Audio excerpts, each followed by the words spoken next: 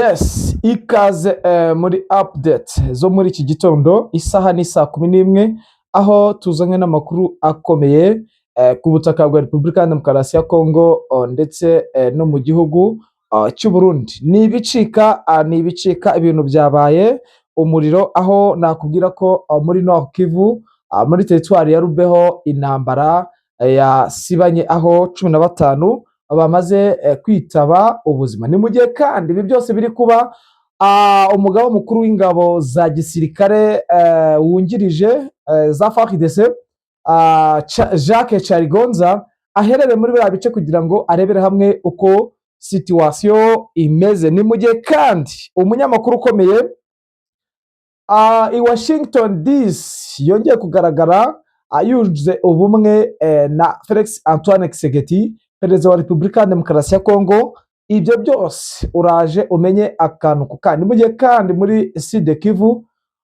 naho hakomeje kuba imirwano mu bice bigiye bitandukanye, haba muri teritwari ya Uvira, haba muri teritwari ya Mwenga ndetse no muri zone ya Minembwe, aho ibintu byahinduye isura. Ni mu gihe kandi FDNB na FARDC ndetse n'abafatanyabikorwa bagiye batandukanye ubona ko bimirije imbere kugaba ibitero bigiye bitandukanye. Ikaze mu kurambura izi ncamake njye ugiye kuzibagezaho ndi Damien Habumugisha. Murabibona ko uyu munsi kuri mikoro ndi jyenyine, ariko mugenzi wanjye isaha iyo ari yose muri update shyashya mushobora kuza kumubona. Reka tubashimire mwe mwahisemo kubana natwe. Ikindi kandi namwe mukije bwa mbere nta kindi musabwa uretse gukora kuri subscribe, like, share, bityo nawe ukiyongera mu muryango mugari wa Dema kumva amakuru acukumbuye kandi yizewe. Reka turebe ubumwe buri hagati ya perezida wa Repubulika ya Demokarasi ya Kongo Felix Antoine Tshisekedi Chilombo, aho akomeje kuvugisha abenshi nyuma yo kugaragara yahuje umusaya n'umunyamakuru Hariana Velas ubwo yari muri Leta Zunze Ubumwe za Amerika. Uyu munyamakuru abantu batamuzi, ni ibikorwa yagiye atangaza kuri leta y'u Rwanda ndetse no kuri M23. Ni mu cyumweru gishize aho perezida Tshisekedi yari i Washington DC, aho yari yitabiriye iteraniro ryo gusengera Amerika hamwe n'abandi bayobozi bo mu gihugu bitandukanye, aho yari aho yahawe ubutumire na bwana perezida n'ubundi wa Leta Zunze Ubumwe za Amerika, aho bigaragara ko ubwo Tshisekedi yari asohotse mu cyumba cy'inama, Velas wari ufashe mikoro ya televiziyo ya Angola ariyo bita TPA n'iya RDC RTNC, yazamuye ikiganza asuhuza uyu mukuru w'igihugu n'urugwiro rwinshi. Tshisekedi wihutaga yamukubise ijisho ahita ava mu murongo w'abandi bayobozi bari bavanye muri iyi nama, amusanga aho yari ahagaze hamwe n'abandi banyamakuru, aramuhobera bahuza umusaya. Ibi byagaragaje nk'ipfundo rikomeye ku rwego rwo hejuru, ndetse bamwe bakaba baratangiye kuvuga ko bishoboka kuba uyu munyamakuru arimo kwaha kwa perezida Tshisekedi kugira ngo ase nk'aho asenya ibikorwa bya coalition bahanganye. Icyakurikiyeho ni ukumutunga mikoro ya TPA na RTNC, Tshisekedi aganira na Velas by'akanya gato mbere y'uko uyu mukuru w'igihugu akomeza urugendo. Ibi bibaye mu gihe uyu munyamakuru akomeje kotswa igitutu n'abakoresha imbuga nkoranyambaga bitewe n'uko abogamira kuri leta ya Repubulika ya Demokarasi ya Kongo iyo abaza ibibazo byerekeye ku makimbirane yo mu karere k'ibiyaga bigari. Ibi byagiye bigaragaza ko n'ubundi uyu munyamakuru ashobora kuba afite aho abogamira, ndetse ugasanga bamwe baramaze kubona ko hari ikibazo gikomeye yuko yaba yaraguzwe na leta ya Repubulika Iharanira Demokarasi ya Kongo. Ni ikibazo gikomeye cyane gikomeje kuba ku butaka bwa Repubulika ya Demokarasi ya Kongo, aho imirwano ikomeje kwiyongera muri Sud Kivu. Mbere yuko tubajyana ku mirongo y'imbere muri Sud Kivu, munyemerere tugere muri teritwari ya Rubero, aho nakubwira ko aha abasivile 15 biciwe mu bitero byagaragiye na EDF muri Rubero ku munsi umwe. Ibi ni ibitero n'ubundi byagabwe ku munsi wa mbere wabanje, ubwo ni ku munsi w'ejo. Abo magingo turi ku itariki 10, ariko ibi bitero byaje ku itariki 9. Abasivile 15 barimo abagore 2 bishwe mu ijoro ryo kuwa gatanu rishyira kuwa gatandatu tariki ya 7 Gashyantare, aho bagabweho igitero n'abarwanyi b'umutwe wa Force Democratique ariyo bita EDF mu gace ka Mambimbi Isigo muri groupement y'Abapombe muri teritwari ya Rubero mu ntara ya Kivu y'Amajyaruguru. Aya makuru yatangajwe n'umuyobozi wa societe civile wo muri Baper Kakure Kangeni Samuel, aho yongeyeho ko muri icyo gitero inzu n'indi mitungo by'abaturage byatwitswe.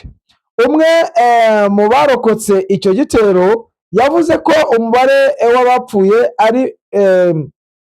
ari munini cyane muri ako gace, ko Bapere avuga ko atabashije kubara ababashije gupfa, aho byari bigoye. Ni ibitero bikomeje kuba kuri ubu butaka bwa Repubulika ya Demokarasi ya Kongo muri Nord Kivu, mu gihe n'ubundi operasiyo zikomeje, aho n'ubundi bamwe mu mitwe igiye itandukanye ikomeje kugaba ibitero muri biriya bice, haba EDF ikomeje kwica abaturage batari bake hano muri teritwari ya Rubero, aho nakuvuga ko muri no teritwari ya Rubero ariho umugaba mukuru wungirije igisirikare cya FARDC Jacques Charigonza akaba ari naho aherereye. Ubona yuko nta kintu ariko bikoraho. Ni mu gihe kandi imirwano ikomeje kuba hano muri teritwari ya Warikare ndetse no muri teritwari ya Curo. Ubona yuko aba FDLR n'abamayimayi bakomeje kugaba ibitero bitandukanye ku bice bigiye bitandukanye. Reka tunyarukire muri Sud Kivu, aho imirwano ikomeje kandi ubona yuko yahinduye isura.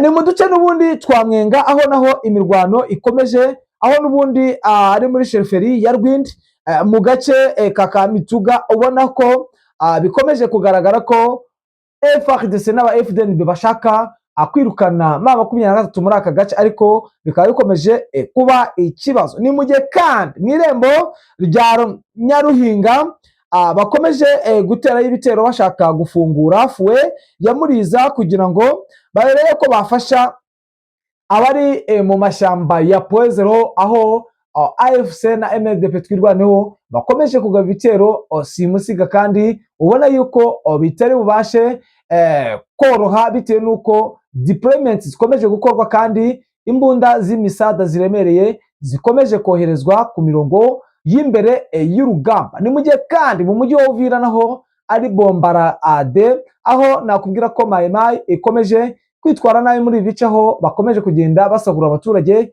kandi imirwano ikaba iri hafi n'ubundi hafi ya za Kriba, aho n'ubundi FDNB na FARDC bashaka gusubiza inyuma AFC ikomeje gusatira umujyi wa Uvira kugira ngo barebera hamwe buryo ki bakontorora n'umujyi, ariko FDNB na FARDC ndetse n'abacanshuro bakomeje kwigaragaza muri ibi bice. Ni mu gihe kandi ku musozi wa Baruta n'ubundi naho hakomeje kugaragara imirwano ikomeye ku rwego rwo hejuru. Ibi ni ibice bikomeje kugaragaramo imirwano, aho nakuvuga ko za Bicumbi na Rubarati na Karongi imirwano ikomeye yasize abatari bakeya bahasize ubuzima. Ni mu gihe kandi umutekano ukomeje kugaragara mu Minembwe na za Muriza, za Kirungwa ndetse na Kinshasa, aho ubona yuko MRDP twirwaneho ikomeje gucunga umutekano w'abaturage bari muri ibi bice. Ariko nakubwira ko za Bicumbi na Bijegu na Baruta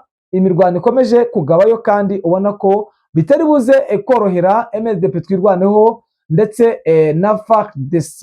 Ni amakuru yaragezweho muri iki gitondo, navuga ko ari mu rukerera n'ubundi, kuko ano makuru twateguye ku isaha y'isa 8 z'ijoro, aho tugira ngo tubahe update z'uko bimeze. Diplomacy zikomeje gukorwa ndetse n'imirwano urabona ko iri kumvikana muri ibi bice mbahaye. Ni update mwari mukwiye kumenya muri iki gitondo cya kare kugira ngo menye uko situation zimeze, n'ubundi update nizihoraho. Reka mbashimire mwe mwahisemo kubana natwe, kandi ikindi icyo nababwira cyo, wowe wahisemo kubana natwe nta kindi usabwa ni ugukora kuri like ugasharinga, ndetse niba utarakora kuri subscribe ukabikora cyangwa kuri sabone, kugira ngo wiyongere mu muryango mugari w'abadahwema kumva amakuru ndetse n'ibiganiro ducishaho kuri iyi Kigali Ariyo News. Reka tubishimire amahoro n'umutekano aho muri hose, kandi mbasaba ko mwasabira abari mu bibazo, haba abari mu bibazo by'intambara ndetse n'abarwayi bari mu bitaro bigiye bitandukanye. Reka mwifurize guhirwa kuri uno munsi. Niba ugiye mu kazi ugira akazi keza, kandi niba uje mu kiruhuko uruhuke neza. Niba ugiye kuryama bikubere byiza, kandi ukomeze ugubwe neza. Mbaraga urukundo nirwogere rusange nyine n'abatarugira.